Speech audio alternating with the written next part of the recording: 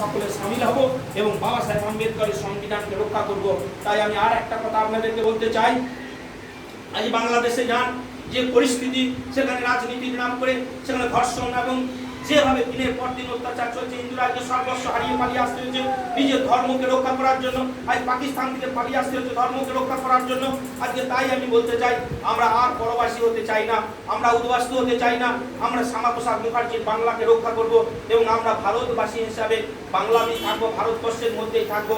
তাই এই লড়াই আমাদের দ্বিতীয় স্বাধীনতা, নেতাজি সুভাষচন্দ্র বসু সেই সংগ্রামী লড়াইয়ের মধ্যে দিয়ে যেমন বাংলার পথ দেখিয়েছিল গোটা ভারতবর্ষকে, আজকে সত্যিই আজকের দিনে আমরা যদি না আমাদের সামান্য একটা বোতাম টিপে ভোট দিতে না পারি এবং পশ্চিমবাংলাকে বিজেপির ক্ষমতায় আনতে না পারি, তাহলে আজকে সন্দেশখালি দেখছেন কেন, আজকে নয় সন্দেশখালীর মহিলারা নিজেরা তারা লড়াইয়ের ময়দানে নেমেছে বলে আমরা দেখতে পেলাম।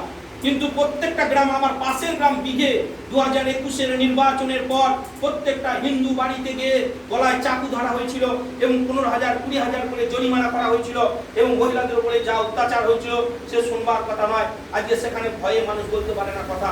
আমরা বিধানসভায় সেখানে লিড পেয়েছিলাম, হিন্দু বুথে লোকসভায় লিড পেয়েছিলাম, কিন্তু আজ আমরা 5টা লোক ভয়ে বার করতে পারছি না। তাই সন্দেশখালী প্রত্যেকটা পশ্চিমবাংলার জায়গায় হয়ে আছে। আমরা তাই বলতে চাই, আমরা আসি ভারতীয় জনতা পার্টির মাধ্যমে ক্ষমতার আন্দোলনের মধ্য দিয়ে ভারতীয় জনতা পার্টিকে ক্ষমতা এনে আমরা নিজেরা রক্ষা হই। কাকে রক্ষা করবো না, আমরা নিজেরা রক্ষা হই, তবেই আমাদের রক্ষা হবে। ভারতীয় জনতা পার্টি মাত্র একমাত্র পারে আমাদেরকে রক্ষা করতে। তাই আসুন সকলের কাছে সেই আগ্রহ প্রকাশ করব।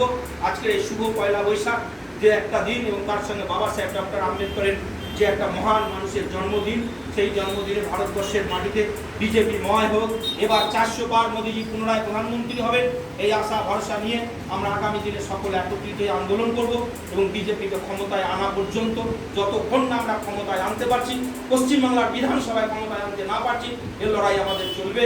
এই আগ্রহ প্রকাশ করে লড়াইয়ের ময়দানে টিকে থাকার জন্য, আন্দোলনকে এগিয়ে নিয়ে যাওয়ার জন্য সকলের কাছে জোর হাত করে অনুরোধ করবো, আসুন ভারত মাতার চরণে শতকোটি প্রণাম জানিয়ে বিজেপি জিন্দাবাদ, ভারত মাতার জয় হোক, এই আন্দোলনে সঙ্গ করে আমরা আগামী দিনের আন্দোলনকে এগিয়ে নিয়ে যাই। সকলকেই জাতীয়তাবাদী গৈরিক অভিনন্দন জানিয়ে, সকলকে নমস্কার, শ্রদ্ধা, ভালোবাসা জানিয়ে আমার আজকের এই ছোট্ট বক্তব্য আমি শেষ করছি। নমস্কার।